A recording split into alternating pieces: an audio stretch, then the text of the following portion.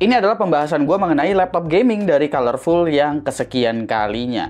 Karena gue ngerasa laptop gaming dari Colorful ini ternyata cukup sukses di Indonesia, dan kalau gue ngecek komunitas-komunitas ataupun grup-grup laptop gaming itu, banyak juga ternyata yang merekomendasikan laptop gaming dari Colorful karena ternyata memiliki kualitas yang cukup baik dan ternyata secara harga itu masih sesuai dengan market yang ada di Indonesia juga.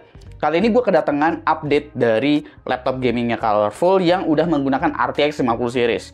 Ini adalah Colorful Evolve P15, tapi kali ini Colorful Evolve P15-nya itu menggunakan RTX 5060 dan juga untuk CPU-nya menggunakan Intel Core generasi ke-14. Seperti apa laptopnya? Kalau kita lihat secara desain, laptop ini tampak lebih modern dan sepertinya kalau dilihat secara penampilan aja, sebetulnya laptop ini tuh masih mirip-mirip seperti Colorful Evolve yang sebelum-sebelumnya. Tapi secara build quality ini jauh sekali berbeda, finishingnya jauh sekali berbeda, terasa jauh lebih solid dan lebih premium. Sepertinya Colorful memang menargetkan laptop gaming yang secara kualitas itu memang meningkat juga. Jadi nggak cuma sekedar tempel brand by ODM aja. Jadi meskipun bisa dibilang laptop ini masih ODM, tapi secara build quality menurut gua ini adalah ODM yang sangat-sangat baik. Dimensi laptop ini ada di angka 36,1 x 24,8 x 2,49 cm dan beratnya di 2,25 kg. Secara bobot memang laptop ini kelihatannya tuh nggak berat, tapi ya secara ketebalan memang laptop ini bisa dikategorikan tebal untuk laptop zaman sekarang. Tapi balik lagi, secara build quality laptop ini memang bisa diacungi jempol. Bagian keyboardnya juga enak, dia full size, bahkan ROG-nya juga nggak dipangkas jadi kecil-kecil gitu. Penempatan layout ini menurut gue cukup rapih, mengingat ini bukan laptop yang ukurannya besar 16 atau 18 inch, tapi 15,6 inch. Lalu untuk touchpadnya juga nggak terlalu besar. Untuk sebuah laptop gaming tentu gue bakalan lebih suka touchpad yang memang nggak terlalu besar, karena ketika kita bermain game itu kita lebih sering menggunakan gamepad atau menggunakan mouse. Dan bagian surface-nya pun di sini nggak begitu rame stiker-stikeran ya, cuma stiker dari Windows aja yang justru malah ditempel di sini. Biasanya stikernya itu antara Intel, Nvidia, tapi ini cuma Windows aja.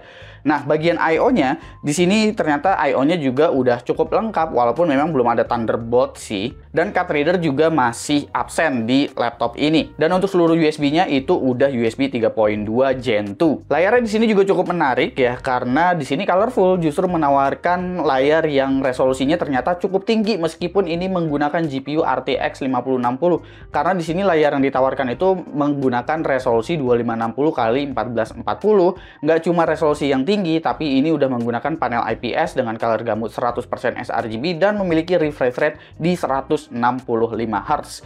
Jadi ternyata yang ditawarkan di sini mengenai layarnya cukup baik. Meskipun sebetulnya kalau kita ngeliat GPU-nya si RTX 5060 itu lebih cocok untuk di resolusi 1080p. Andai aja laptop ini dikasih resolusinya yang lebih kecil, gua rasa harga laptop ini bakalan jadi jauh lebih terjangkau lagi. Kenapa gue lebih prefer ke layar 1080p? Karena mungkin alokasi budget produksinya itu bisa dialihkan ke komponen-komponen lainnya.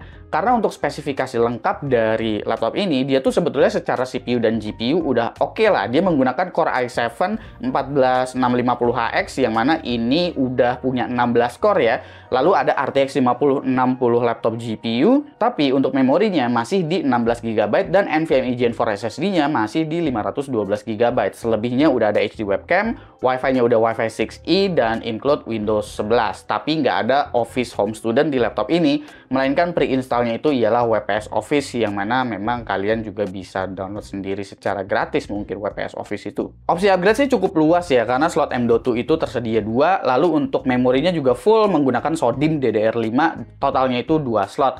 Jadi secara opsi upgrade sebetulnya ini laptop udah sangat-sangat baik, tapi idealnya sebetulnya jika memorinya itu kapasitasnya langsung 32GB atau punya SSD yang kapasitasnya udah langsung tinggi di 1TB aja gitu ya, gua rasa laptop ini jadi bakalan jauh lebih menarik lagi. Nah, untuk utilities juga ini laptop masih menggunakan control center dari ODM-nya gitu. Jadi berbeda dengan seri apa ya kemarin gua agak-agak lupa yang memang udah menggunakan iGame Center. Kenapa gue lebih seneng dengan iGame Center? Karena kalau kita pakai iGame Center, itu kita bisa langsung koneksikan ke PC desktop, semisal kita PC desktopnya itu menggunakan motherboard atau kartu grafis colorful, atau mungkin aksesoris lain dari colorful. Contohnya monitor juga kan itu colorful sebetulnya ada. Pada mode performance, laptop ini ternyata di-tuning cukup kencang ya oleh colorful, dan surprisingly di sini temperatur dari CPU-nya belum menyentuh ke angka TJ Max, walaupun CPU package power yang di-set di sini pada mode performance-nya itu hampir di 160 watt, bahkan sempat peak ke 160 watt tuh. Tapi idealnya dia bakalan berjalan sustain-nya itu di sekitar 140 sampai dengan 150 watt. Kenceng banget CPU-nya di setnya di sini. Tapi untuk GPU-nya di sini dia tuh di set di angka 110 sampai dengan 115 watt. Ini memang angka yang paling ideal juga untuk sebuah RTX 5060 laptop. Dan untuk GPU temperaturnya itu ada di angka 80 sampai dengan 85 derajat Celcius. Masih normal banget, jadi tuningnya juga udah sangat-sangat beres di sini. Kalau kita pakai buat main game, tentu CPU temperaturnya tuh nggak bakalan mepet-mepet ke angka TJ Max ya. Jadi sekitaran 70-an sampai 80-an derajat Celcius aja. Begitu pula dengan GPU temperaturnya yang nggak nyentuh ke angka 85 derajat Celcius sama sekali. Gue juga ngetes menggunakan Cinebench R23 dan ternyata multicore-nya di sini kenceng banget. Karena untuk Core i7 14650HX, di sini multicore-nya bisa dapat di angka 22 ribuan dengan single core di 1900-an. Ini powerful sekali. Sayangnya memorinya itu masih di 16 GB, yang mana ini bakalan punya impact lumayan besar nanti ketika kita bermain game yang memang memerlukan kapasitas memori yang besar. Untuk beberapa skenario di content creation sih sebetulnya kalau kalian skenario-nya nggak terlalu berat, itu masih oke-oke aja ya. Kayak misalkan kalau kalian pakai di DaVinci Resolve, di sini kalian udah bisa manfaatin encoder AV1 dari si RTX 5060-nya, dan di sini video berdurasi 13 menit bisa beres dalam waktu 1 menit 21 detik. Udah kenceng banget. Lalu kalau kalian pakai CapCut juga itu kalian bisa manfaatin, bisa selesai dalam waktu 1 menit 14 detik, yaitu untuk video berdurasi sekitar 13 menit. Seperti biasa, gue juga ngecek untuk kemampuan AI-nya melalui LLM, yaitu menggunakan LM Studio dan juga menggunakan DeepSeek R1 dengan parameter 8 billion.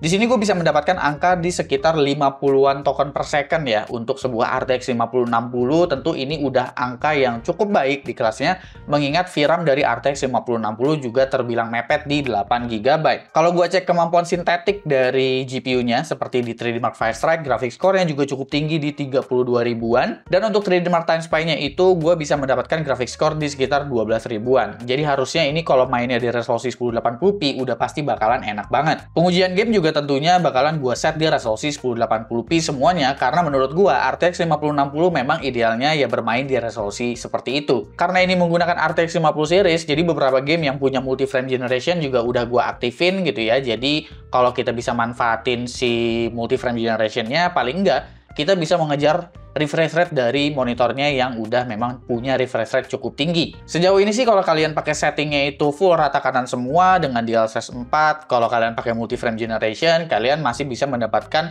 frame rate yang cukup tinggi dan mendapatkan PC latency yang juga cukup baik lah. Cuma emang beberapa game, contohnya seperti Black Myth Wukong atau game-game keluaran yang paling baru banget mungkin ya, yang memang mendapatkan 1% minimum FPS yang cukup rendah karena ya kapasitas memori dari sistemnya ini cuma di 16 GB. Jadi gua rasa kalau di upgrade ke 32 GB ini udah bakalan jadi jauh lebih enak lagi cuy. Main game kompetitif kayak Valorant sih tentu ini nggak bakalan ada masalah sama sekali ya. Rata-rata FPS di sini udah di atas 300. 1% low frame rate-nya juga masih cukup baik sih di 190.